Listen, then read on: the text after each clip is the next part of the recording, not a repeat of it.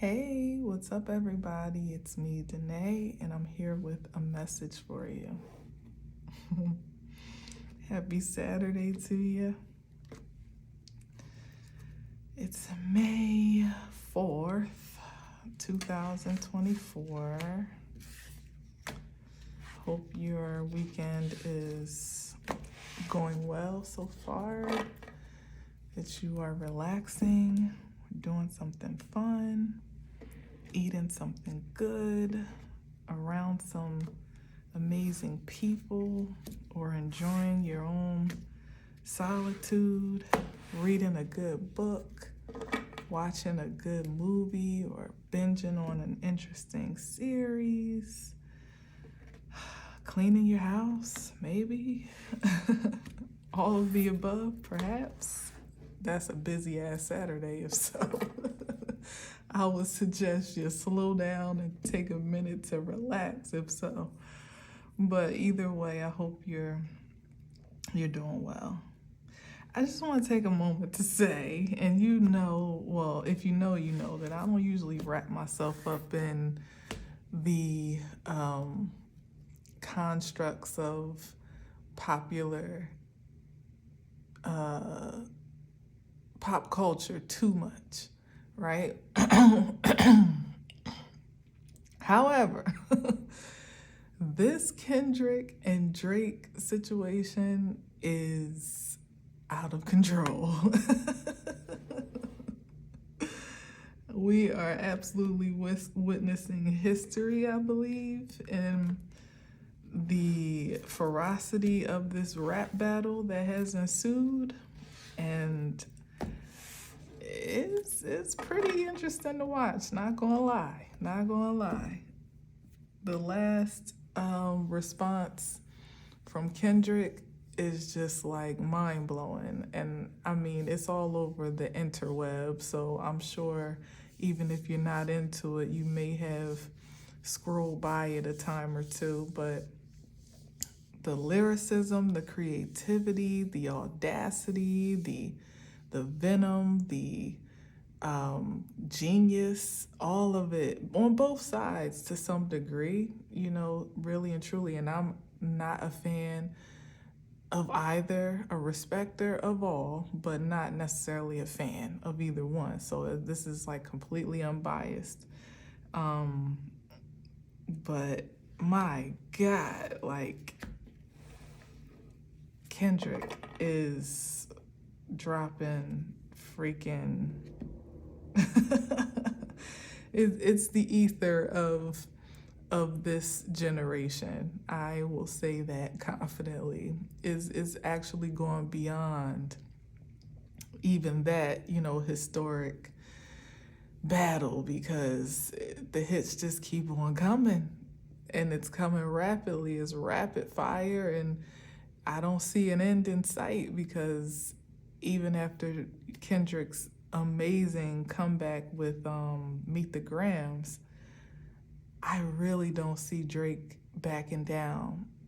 It's just going to be interesting to see what. He's a Scorpio too, so we all know that they got that stinger ready. So he's not going to back down, but I wonder, is there any venom left in that stinger at this point that could really match up to what has been kind of like laid out there? Like, it's interesting to watch. It is. Let me cut this one more time. I'm astounded. Listen, and I just watched it today, like a couple hours ago. I tapped into it, and by the way, the best reaction, I don't really like reaction videos too much, especially when it comes to like rap and stuff like that, because sometimes I feel like people just want to jump on and jump in to be a part of the hype and don't really add too much value to, I mean, I guess for their audience they do, but just my personal preference is I rather just listen to the song. But shout out to the Ghetto Nun, because I got into this mess because she had posted the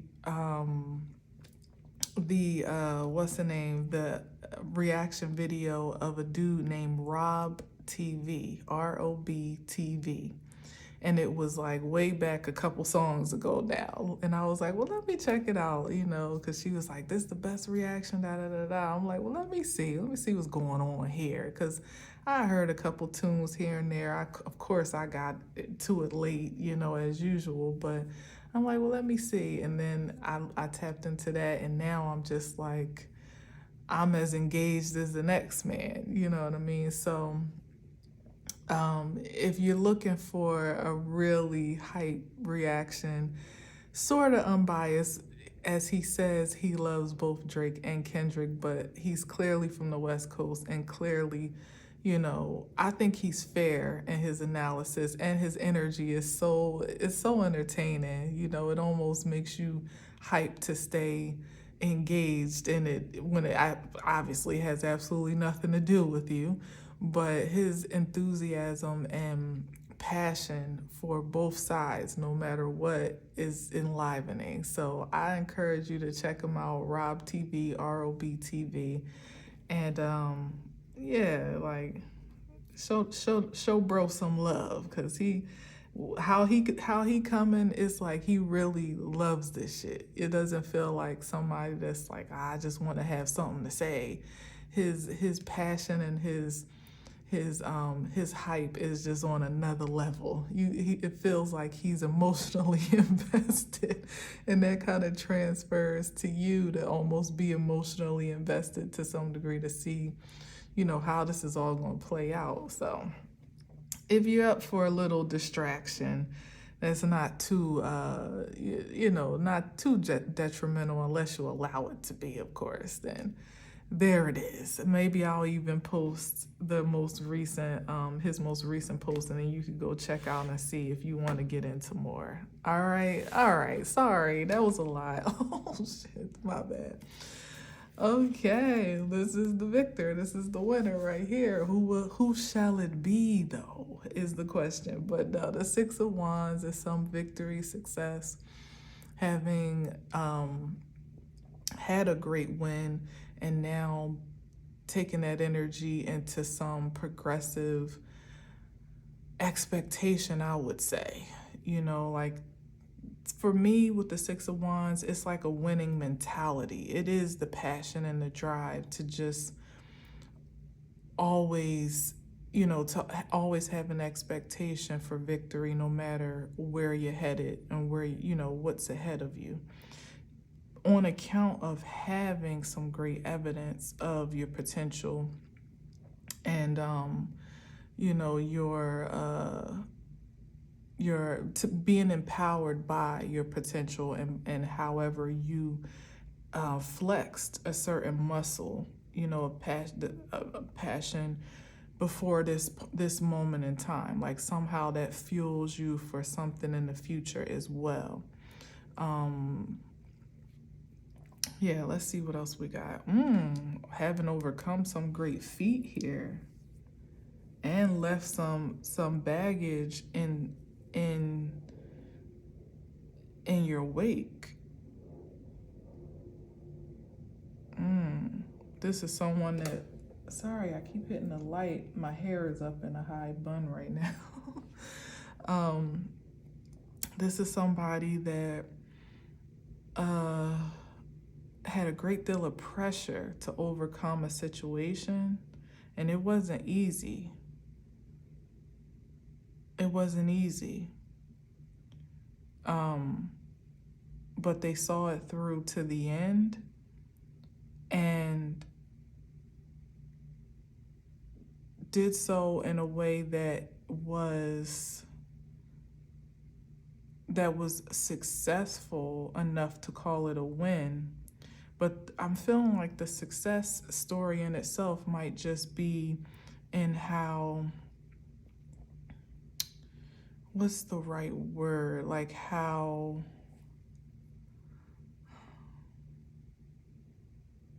assertively they left the baggage where it belongs. Because it's kind of like sometimes when you go through something heavy and you do have a win, sometimes it's hard to kind of shake off the residue of the pressure or the struggle. And it's something about that here.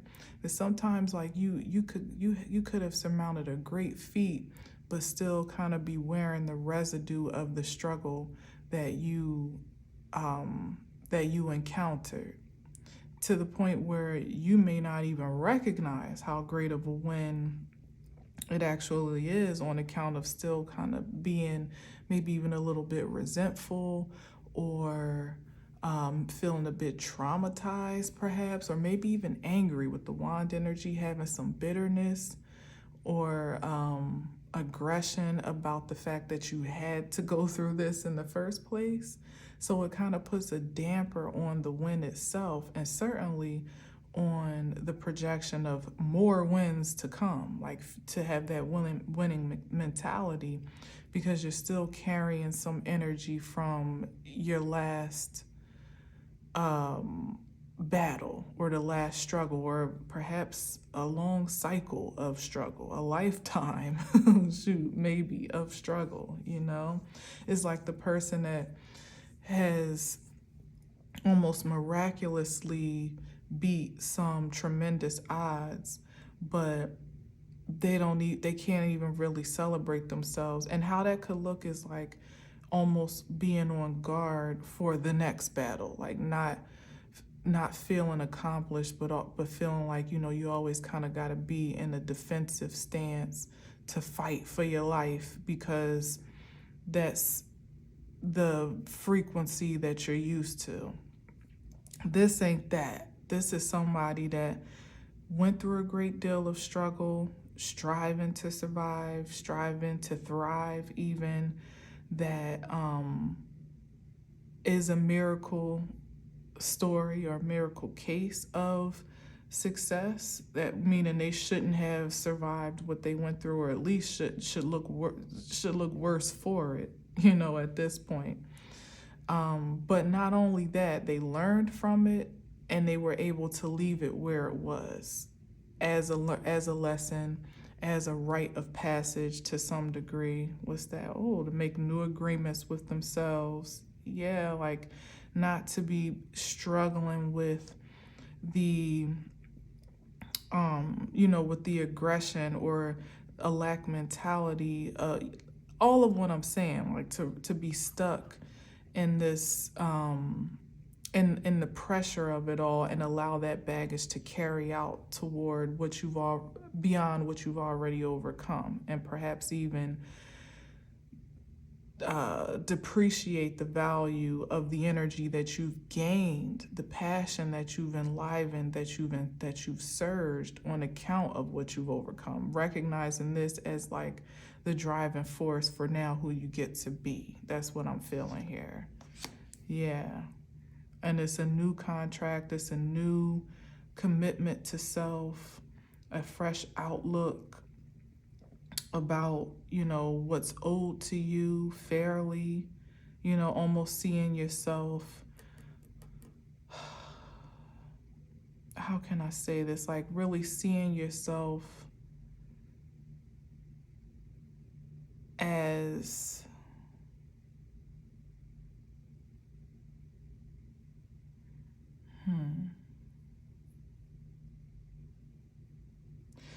it really speaks to recognizing what you deserve on account of this evolution.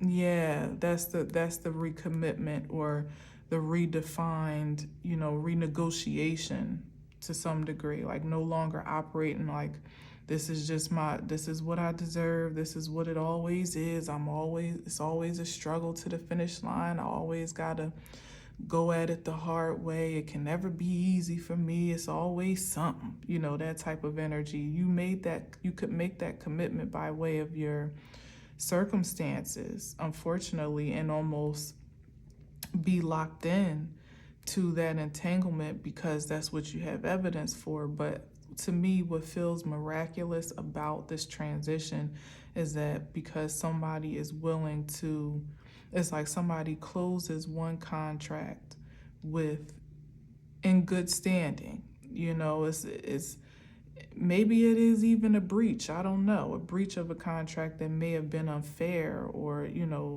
something along those lines. But in whatever case it may be, there's a renewed contract and commitment here, even if it's just with self, to have greater expectations now. That's powerful. That's powerful. Let's see what else we got here.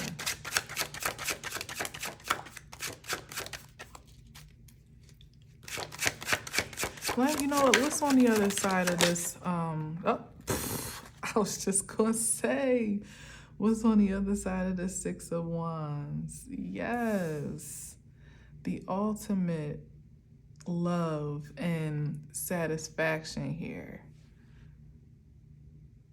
with the Ace of Cups. Fulfillment.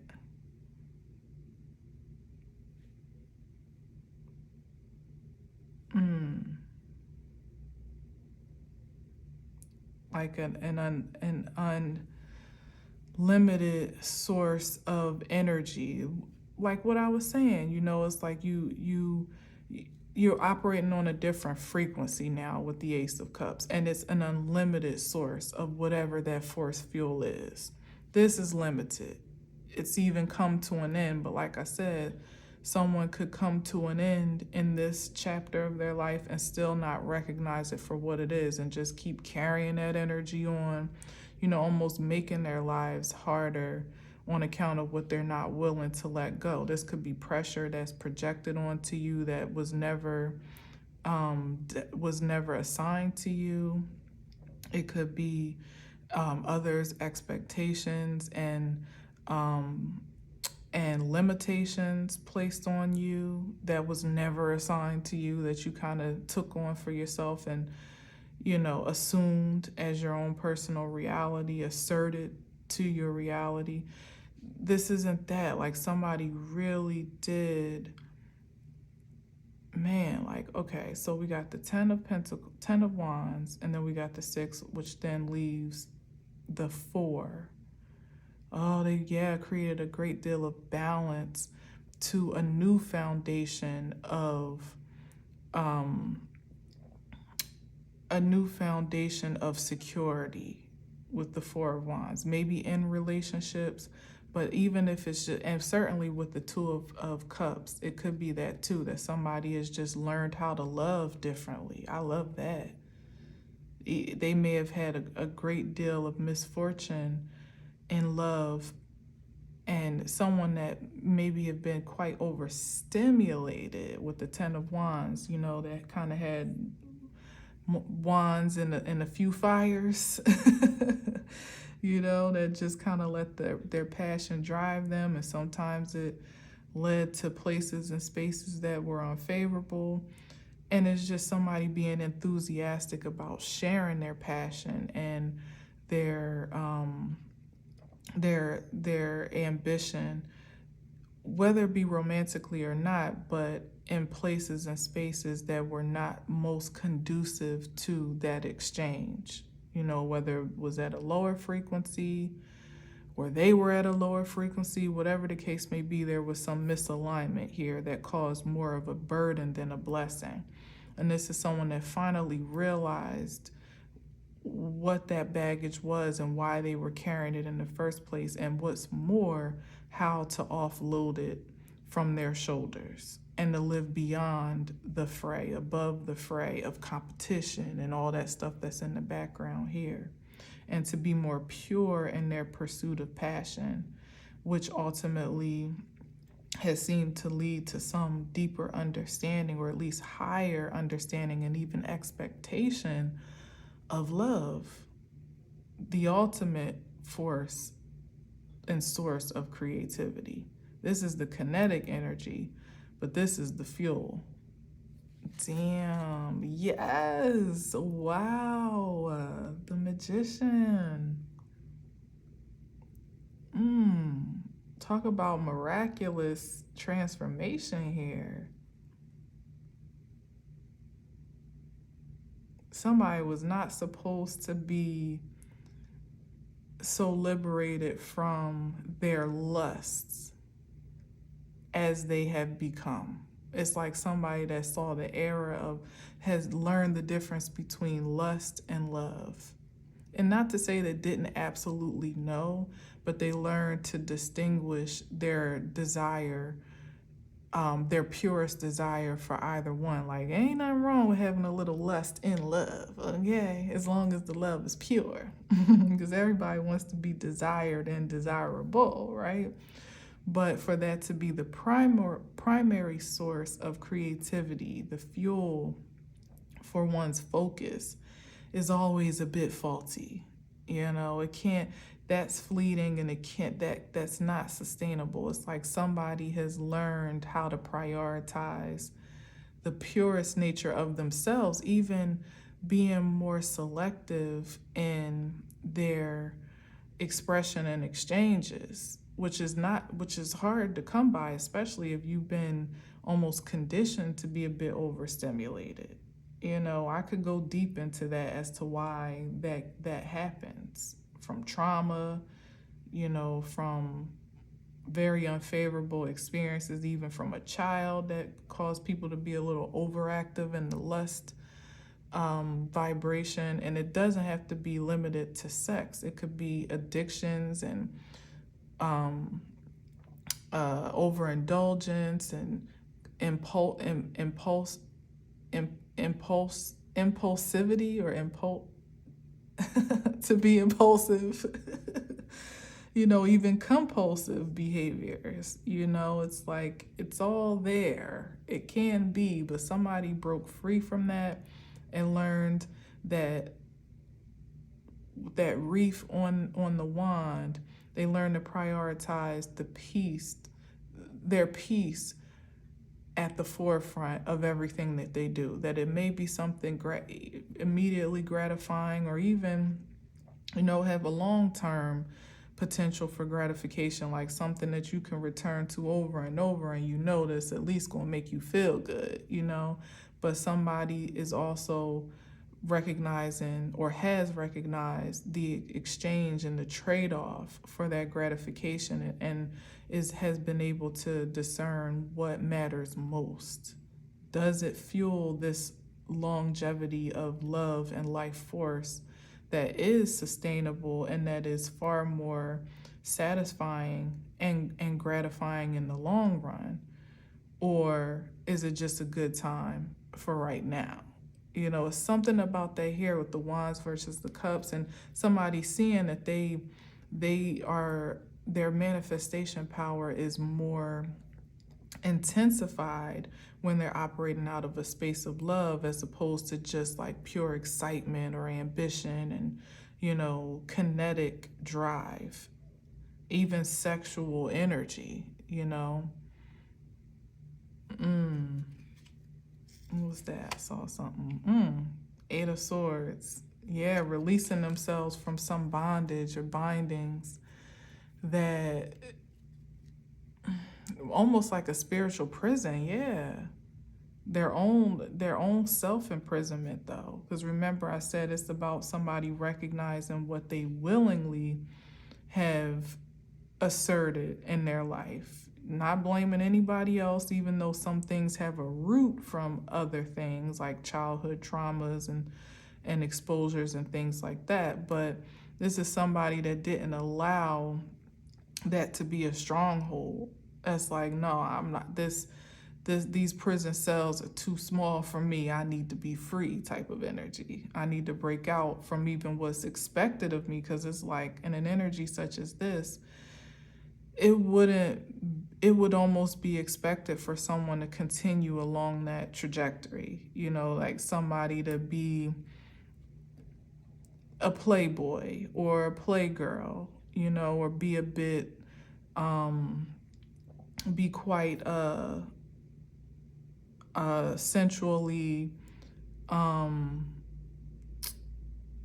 casual or passive, just kind of sharing their energy anywhere, any type of way, or just not as selective about it, and not in a way like I'm not trying to give the inflection of somebody being an F-boy or a hoe or anything like that, but literally just not having as much of a selective perspective of their own energetic force, like not seeing how precious it is to protect. And that comes with time and with grooming and with experience, like almost getting burnt enough to know when enough is enough, or who to share with and who not to, who to invest in, who to plug up, to plug into, and who not to, or what to plug into and what not to. This is the ultimate, like somebody going toward that fountain of vitality that is like, unconditional love, and finding that well within themselves. That's dope. That's dope. And now they see the evidence that makes it even that much more sustainable for how more effective and impactful and even ingenious their creation is, on account of this evolution that they've submitted themselves to.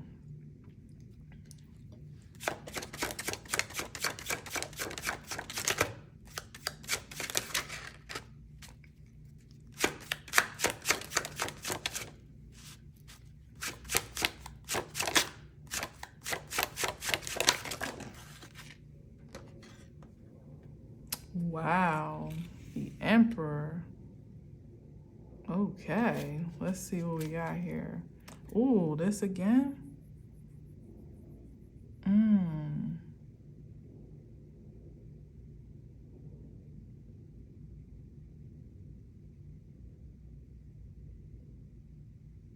What is this about? Because this is the spiritual imprisonment that I spoke of. And the Emperor card is about power and initiation and activation and we're talking about Aries energy. It's the proclamation or the profession of identity here. As somebody, if I can read this like that, it's like what someone broke from the imprisonment of is what was keeping them from being their most powerful self, with the Emperor, like most self-controlled. Yeah. And self-contained and creative, consciously thank you, Spirit. Okay. So it's a matter of like the ultimate conscious creativity coming off of that Magician card. And with the Magician card, I often say, even though I didn't in this moment, that there's a fine line between manifestation and manipulation. And this is someone that has learned not to toe that line too closely by way of their own self, their own cultivation of self-control. When we're talking about lust and temptation and all that other stuff, and what can be distracting, what can be empowering. This is somebody that has learned the value of their kinetic potential to the point where they know that they could, it's like, just plainly put, it's like a man that has a great deal of charismatic energy, to say the least. Almost so much so that it can be a blessing and a curse at times. Like somebody that's so fine, so sexy, so driven, such an alpha, so sensual. Not only do they have hella advancements that can be temptations, but they also have a drive that is, that is fairly super active. It's like the the palette of the Emperor can be quite intense, you know what I mean? And then to have um, the type of what's the word, like the type of access, you know, like who's really telling the Emperor no, you know what I mean, like honestly speaking. So to be able to manage that life force responsibly, respectfully, and also creatively, you know, allowing it to work for you, it's like really breaking free from the prison of this being an of what could have veered on the lines of being a narcissist to the point of the manipulation and manifestation. It's somebody that knows that they can definitely have a certain influence and power and projection of passion that could make anybody do anything if they wanted to. But hopefully is what I'm sensing. I could literally put some people in some imprisonments, you know, some passion prison, you know. But hopefully what I'm sensing here is somebody that from trial and error has learned to prioritize the purity of that power first and foremost, even having the knowledge of what damage could be done. They choose otherwise. And they also recognize that that damage inflicted is more so incurred on a personal level than anything. You know, again, trial and error, getting yourself into situations that, you know, your wand getting you into situations that you didn't really want, you know, thinking with your little head, not your big head type of energy, you know that saying. You know, somebody's learned that that's not the most desirable outcome, is what I feel I'm seeing here. I don't want to be too, you know, like, but the Emperor here, we'll see. Let's see. I feel like it's somebody that if they haven't come to that realization and, pardon me, they like, don't try to backtrack. That level of maturity here, that is what is being cultivated, or that someone has the great potential to make that much of a turnaround. You know, it could be somebody, like I said, that had a lot going on sensually, sexually, lustfully, and even with the most stimulation here at the Ten of Wands, if nothing else, it definitely gives way to the ideal that someone can be reformed and can mature beyond that. Even if they haven't, you know, we'll see what else comes through, because I'm kind of like, you know, this came up twice. So I'm not sure about this Eight of Swords, if this is, as I said, like really what someone has breaking free from, or what they have. Let's just keep going. Let's see.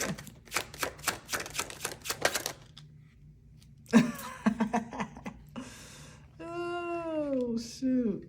Then we got the hold on, where was I at? Let me see. Yeah, so this goes here.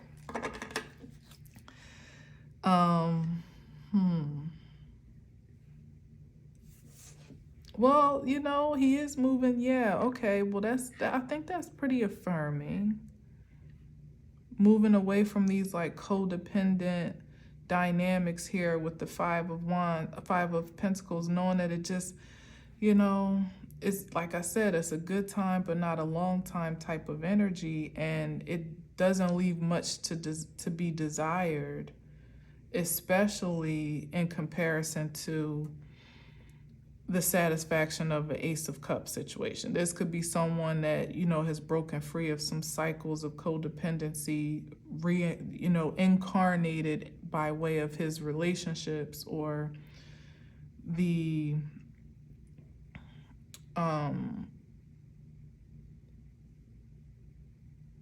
yeah, I would say pretty much by way of relationships. that he got to actually see himself for how he was contributing and creating this dynamic, even for himself. Because as you see, is like, if this is him, like I said, he was just as much, it was like a self-affliction just as much as it was a projected one.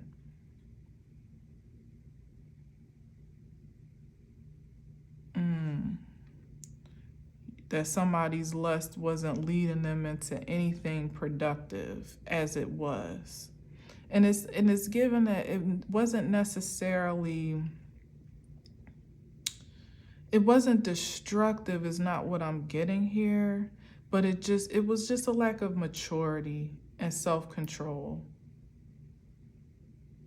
balance, and an unwillingness to commit. Maybe to some degree, just not having the capacity to commit before these past circumstances or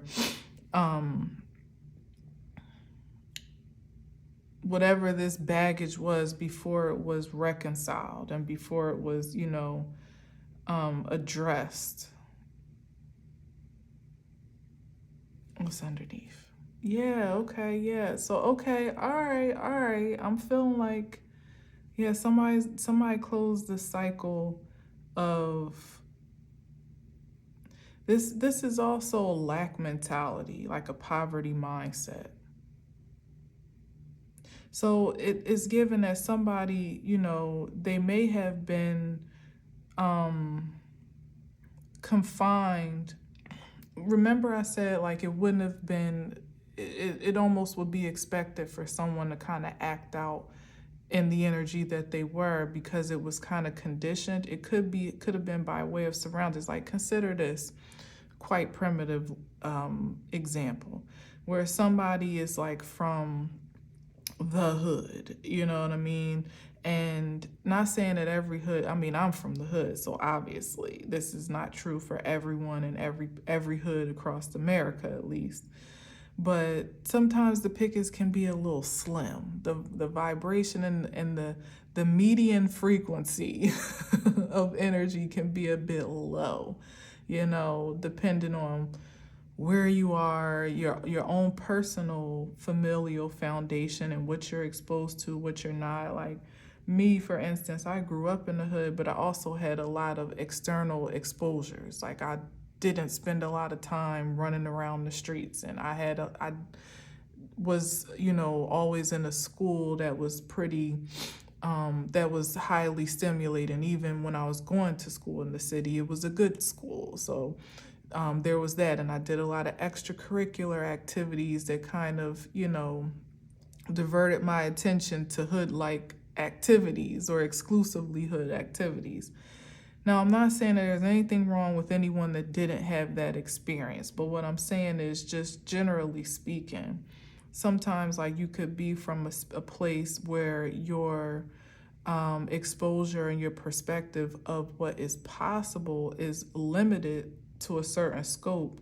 And so it doesn't really impress you or inspire you to broaden your own expression or your ambition beyond a certain point, because it's like, why do I need to? It's like I could get whatever girl I want in this radius, or what, within my space and in my comfort zone, being exactly who I am and be no less stimulated for it, to some degree, until at some point somebody is exposed to potential beyond the bar that they may have set for themselves, or the bar that was set for them.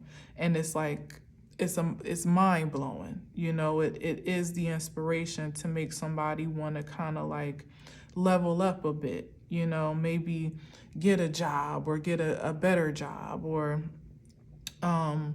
where it's kind of like the norm or expected that hustling is, a means to to security and stability. You know, someone may consider other options that may not have been the obvious opportunities for them at a certain level, you know, or from a certain perspective or whatever.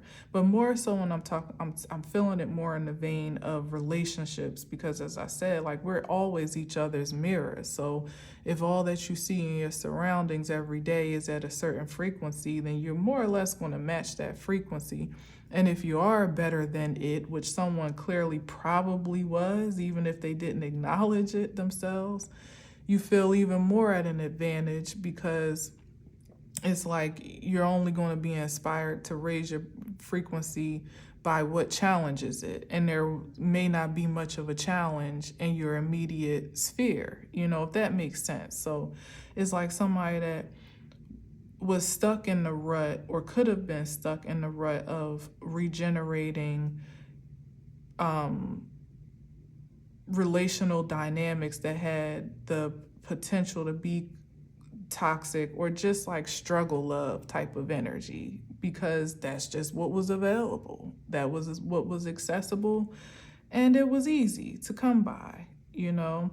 But then somebody, for whatever reason, gets inspired to have something different, so they then go on a quest to be something different, and by God, they actually are something different, and now they're in a position to actually well, I should say, they want to have something different, so they want to become something different. They begin to do something different, and what do you know? Process complete. They've actually elevated their energy to the point where it's like there is no regression at this point. Like, it wouldn't even be satisfying or gratifying for, it's like somebody now having a taste of, you know, something that's on a whole nother level of delectable, you know, like I said, like real love, not no struggle love, or not something that's just all right for now, but something that's completely revitalizing. Like, to be around someone that has morals and ethical standards, that is ambitious about their own life, that is open to love and open to receiving love, that's, you know, positive and peaceful, and all the things that you just never really, you know, you may have had one or two of those aspects or those attributes that you came across uniquely, but never like the whole thing. You know, it's like somebody having a taste of what it feels like to have a complete package of love. And it's like, I can't go back to this, you know, like I can't go back to this fighting and arguing and trying to tear each other down, or trying to control each other and scratching to survive energetically. Like, I that ain't for me. Like, if there gots to be something better than that, you know. And if I gotta change to be attracted to it, you know, if something about me has to change, or I have to mature in some way, shape, or form to be worthy of it, or to just, not so much the worthiness, but really to like attract that into my force field, or be attractive to something like that, you know, then that's what I'm going to do. No matter how, and here is the great feat here, because everything someone knew to be and do and have was challenged on account of what they were reconditioned to believe they were worthy of. They just saw a glimpse of something that was like, what's that? And now it was like the catalyst that just set somebody off to go off, like clearly here, you know, to leave every toxic encounter and commitment behind, back to that Two of Cups, where somebody not only recommitted and reestablished an agreement with themselves, it's like they don't want nothing less than that now. Damn, that is something to be celebrated. That's no small feat.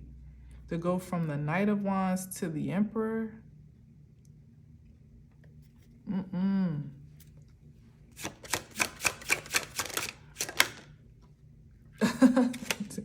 Exactly. Yeah, like, where they were sabotaging themselves. And also, what I'm getting here is that somebody had a great deal of, I mean, they had to kind of slip away from their past because you know how it is. The past will always drag you back to like, where you think you going?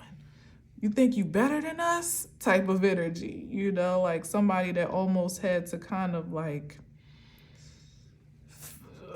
finesse their way out of their past entanglements for fear of like provoking a rebellion or uproar or something. And I could feel that energetically, but I don't know how that looks practically.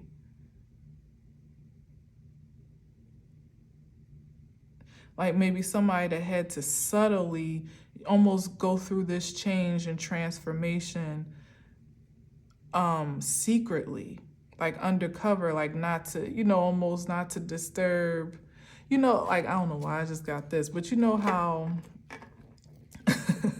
and this is no tea, no shade, but you know how like sometimes in those zombie movies where if you sometimes if you make like some type of sudden movement or a noise, like they can be sensitive to drastic changes in the environment. Otherwise, like you can kind of move around them like easily, if you just kind of moving at their pace, at their level, not doing anything too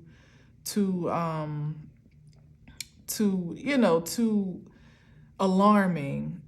They will just continue about the humdrum of whatever, activity they're focused on or whatever direction they're focused on. But the minute you like cough or I don't know, like it's usually something that sets them off and then they all look at you at once and then it's like game on. You got to run for your life. It's something about that.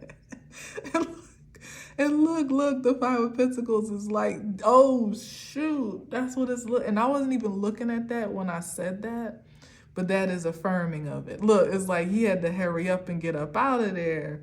So he was trying to.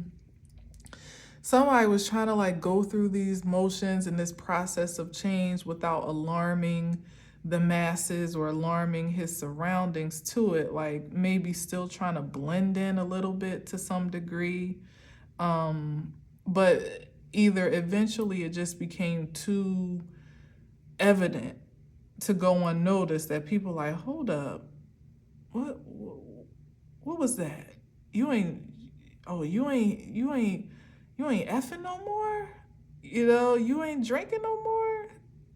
Oh, you don't, what's up? Like, you done with hustling. What you mean? What you gonna do? Like, how you gonna support yourself?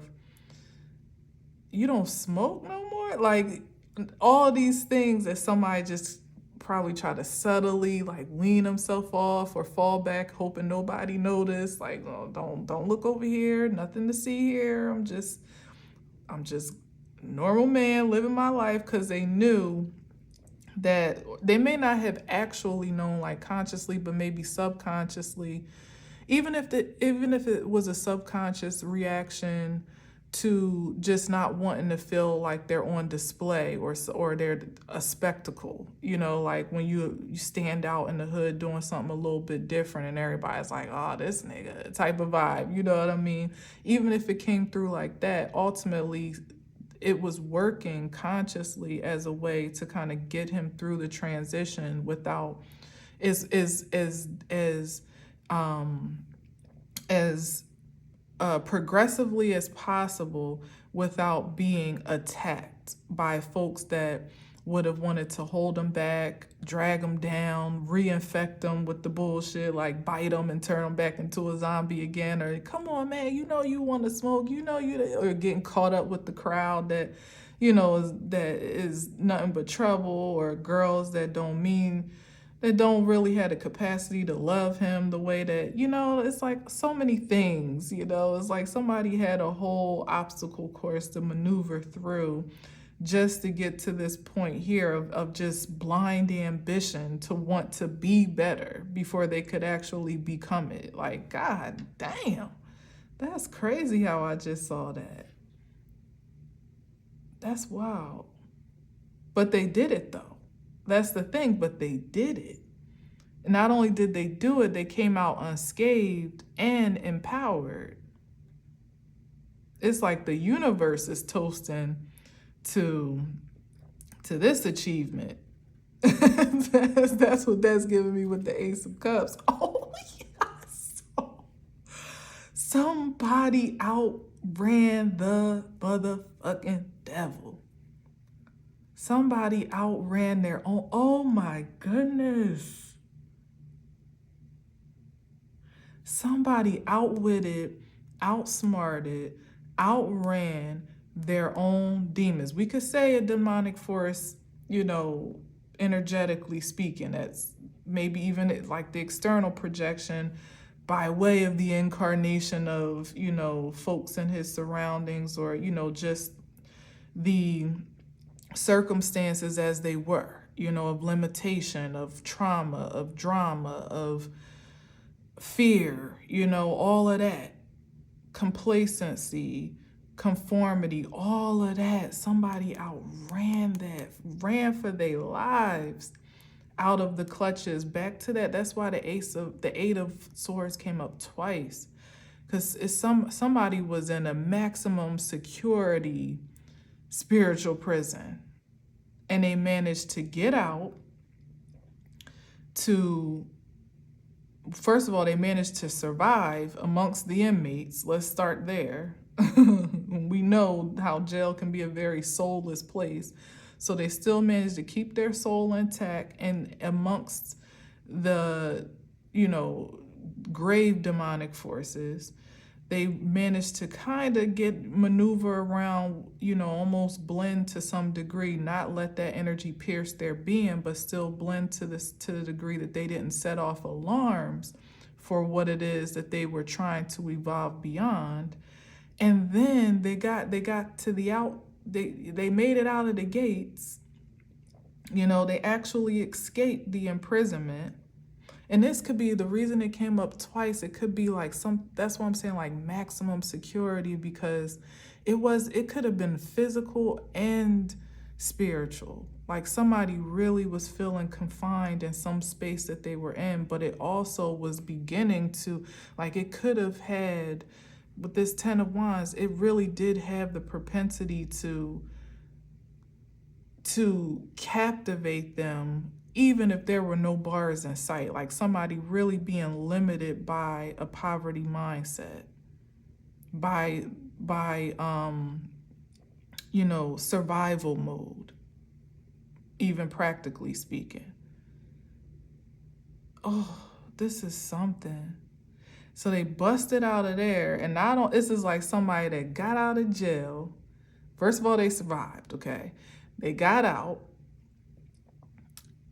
Either they busted out or they got out before their time. Like they were supposed to do some harder time and they did not. And once they got out, they actually became better for it, which goes back to this energy here, where the imprisonment, as much as they say it's supposed to rehabilitate you, it does the very opposite.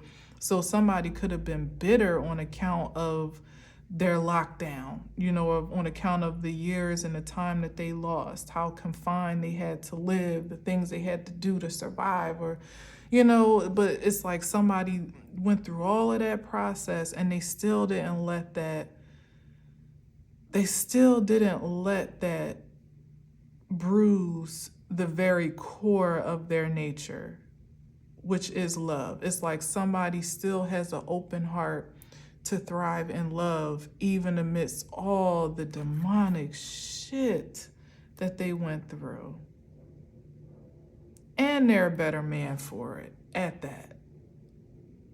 It's like somebody couldn't have even perhaps have come to this self-realization without all of that, but they also could justifiably be resentful about going through all of this on account of even what they've come. That's what I was saying in the beginning. It's like somebody could have completely defaulted on what they've gained on account of their struggle, just sheerly for the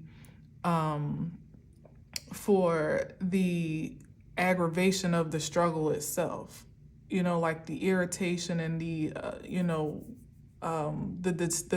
disdain. It's another word that I use, but I can't find it right now. But somebody just feeling like, just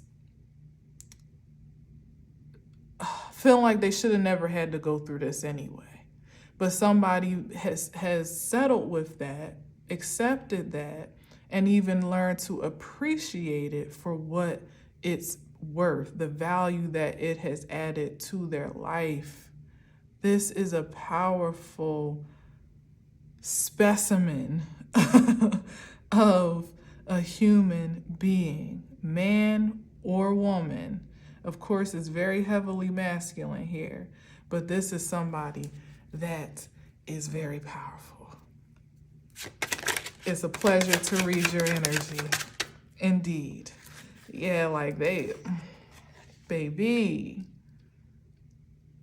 every seed you sowed was worth it. And this is someone that they accept that everything was necessary for them to get to this point that they're in now, even when they were sowing and they didn't know why or for what or when it might harvest or where,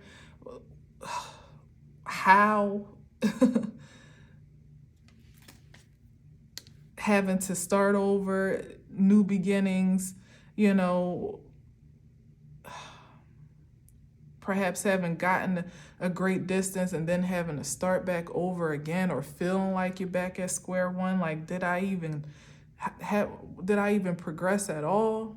But seeing it as a new opportunity, like regarding it as good news to some degree, to have a fresh opportunity, even though, it at some point may have felt like being disenfranchised to proceed and to progress, to evolve, like just when you think you've grown in one regard, it's like you feel like you got yet another lesson to learn. That's the energy here, that somebody, whew, it's making me hot. Yes, baby.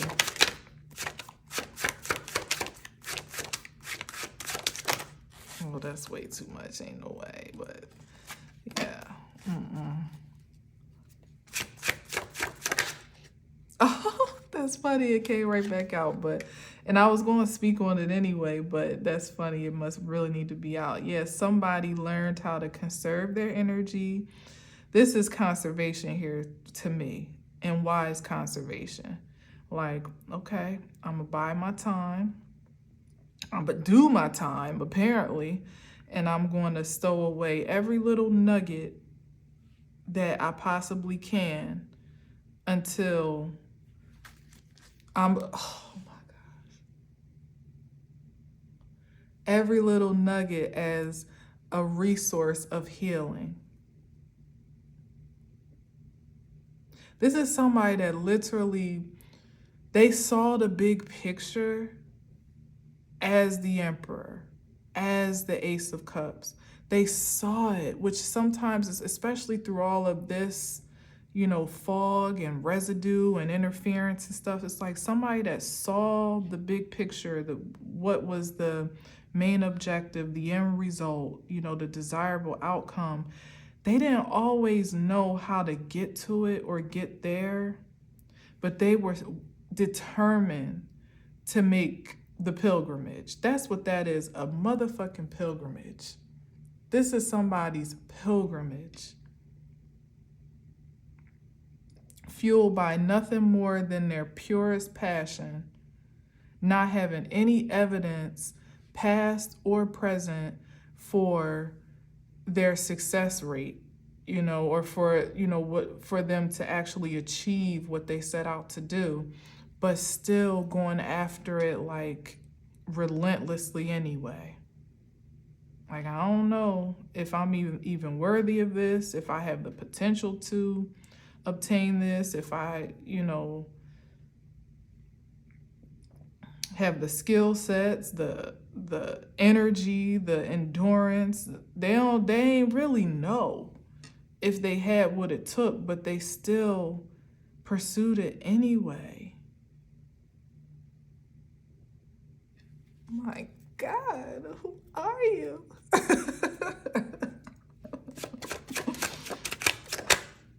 Oh my gosh. Yeah, because they wanted to reclaim. It's like somebody learned the value of a true, like sweet love is what that is. That learned how to come with that world card, really close the cycle on these toxic dynamics so that what is supposed to be generated and perhaps regenerated, this could be a past life energy, like somebody, you know, which could be powerful enough to really inspire somebody to go on this level of a voyage. Like, not the past energy that you used to recreating for yourself in the karmic frequency, but the purest of the pure. This is the derivative of unconditional love here. Two people on the same page, like so familiar in frequency that they damn near twins. That's the energy here, which coincidentally, when I pointed out the Four of Wands, that's a twin flame frequency. That somebody wants nothing less for their life experience now. They're not willing to settle for a substitute. Yes, and they'll leave anything in their wake behind to go after what they know they deserve, what's truly going to be satisfying and wish fulfilling. Oh my God.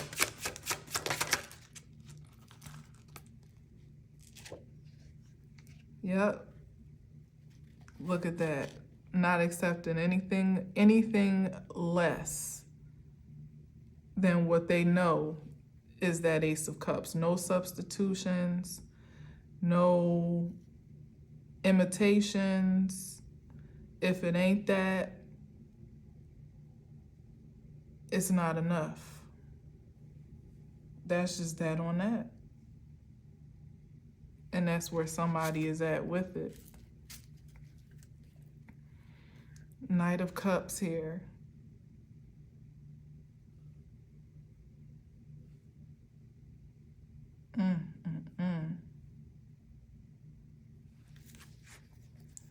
Wow.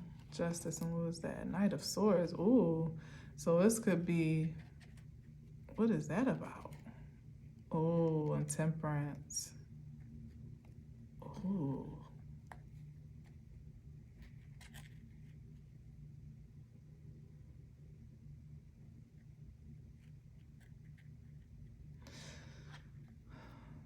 So this is given that any aggression that someone may encounter on account of what they are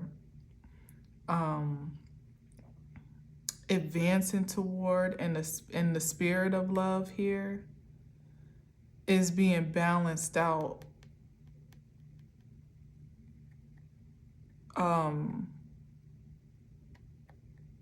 It's being alchemized in their favor. That's what I'm getting. And it's being advanced. It's like someone may still feel like, even at, like I said before, like not even realizing just how great of an accomplishment they have made. Maybe not even giving themselves the credit because they can't fully see. Maybe, and a lot of times that comes from not having the tangible results. Like I said, this is somebody that went on the pilgrimage but didn't even know that the end result was possible for them. Well, I should say that it was guaranteed. They obviously felt it was possible, but they had no guarantees. So then when you still haven't necessarily seen the materialization of your faith, which was mighty, great, okay? It still may be hard to see the reflection of yourself as particularly a Knight of Wands who really is an Ace of Wands, because that's the frequency of energy that you allow yourself to be conducted by, you know?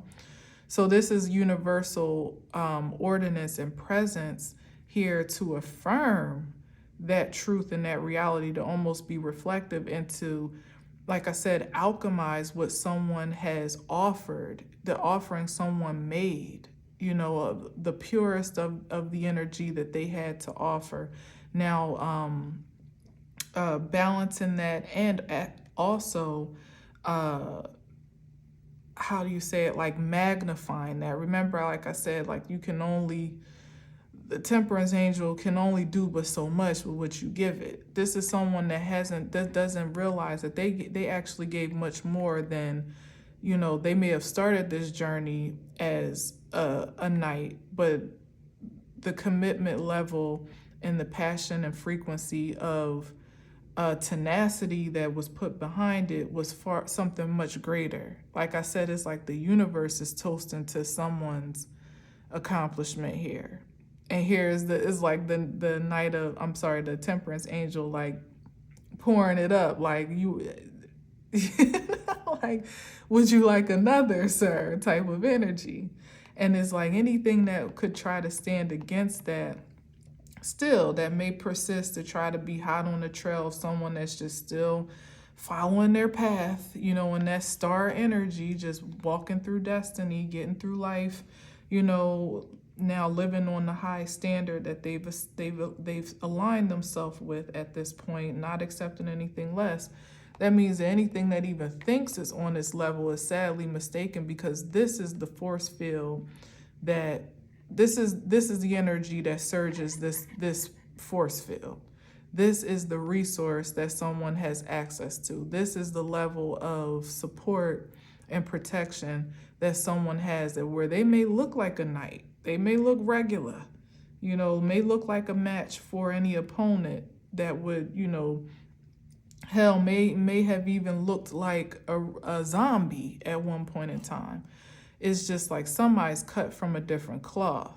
And anything or anyone that would want to oppose this energy here, it's like it seems like before they even make it to, they got an energy to get through that's may not even be visible or tangible.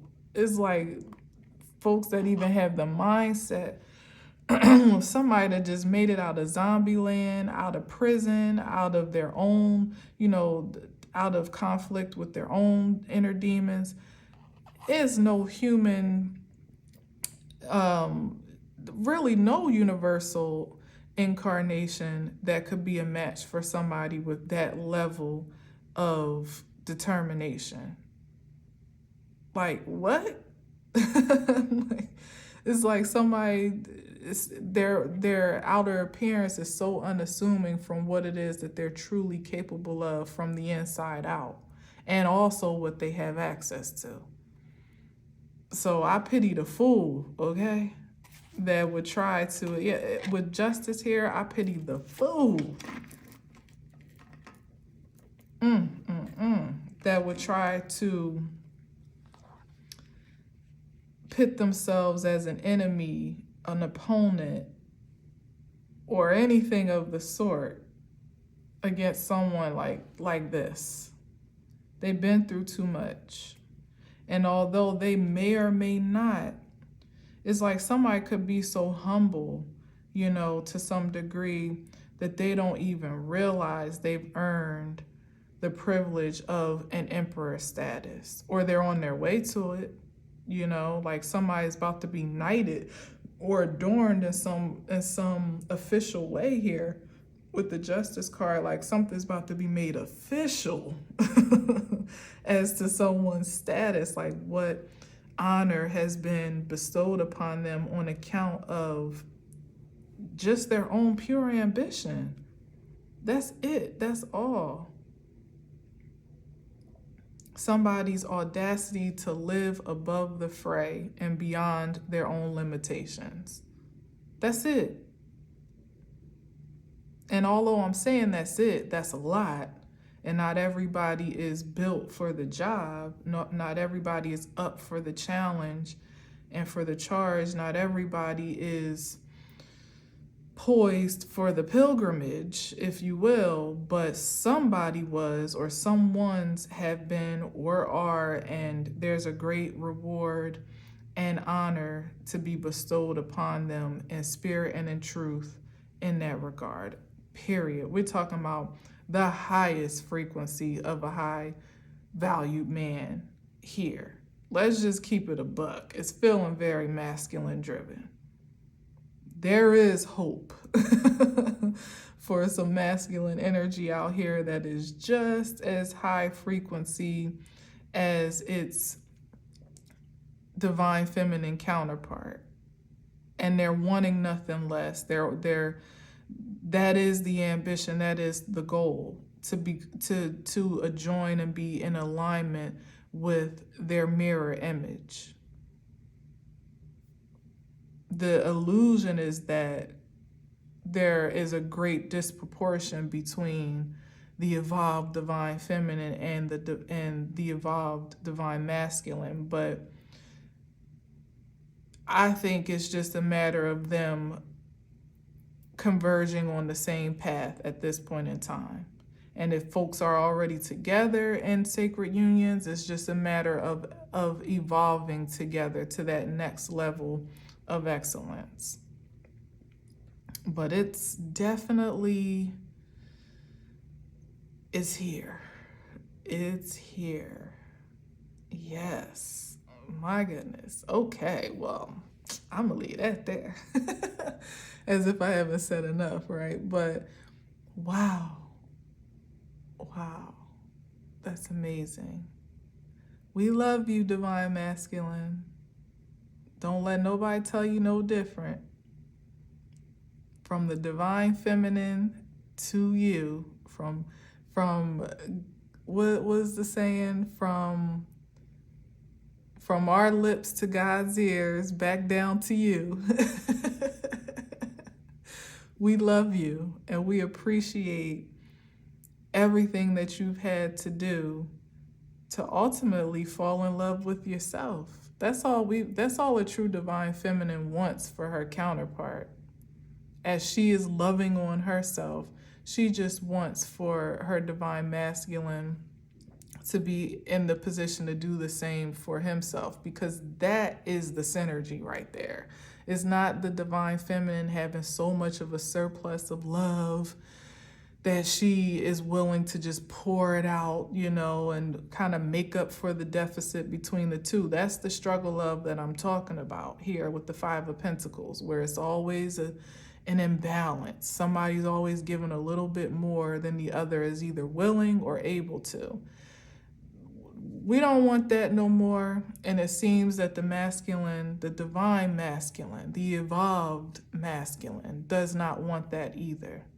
And we are so grateful to you for the pilgrimage that you have taken to come to the highest frequency of awareness of yourself. We hold our hearts open for your presence in spirit and in truth. We do, because we can't do it without you. We don't want to. We don't want to do it without you. Not a true divine feminine. A true divine feminine does not want to live this life in solitude in entirety. We are designed to complement and to co-create and procreate with one another. Now we just get to do it in a healthy, pure, sacred way, finally, without interruption and without interference, and leaving all the baggage of all of that behind us as if it almost didn't even exist and only existed for the purposes of bringing us to this present moment of realization right here, right now. So thank you even to that. Yes, thank you, thank you, thank you. Anyway, I'm done, okay? Thank you for listening. Thank you for watching. Until next time, as always, I leave you with peace.